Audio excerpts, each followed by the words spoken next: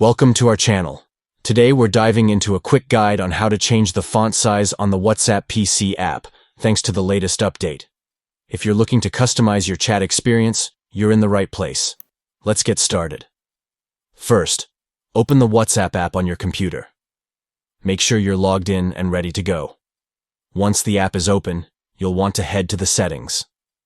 Next, locate the gear icon, usually found in the lower left corner of the screen. Click on it to access the settings menu.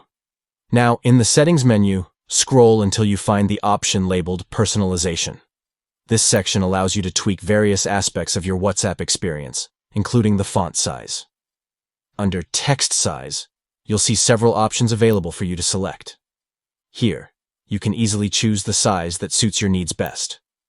Whether you prefer small text for a compact view or larger text for better readability, just click on your preferred size.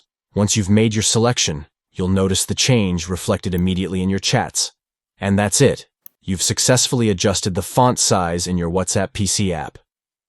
If you found this video helpful, don't forget to give it a thumbs up and share it with your friends.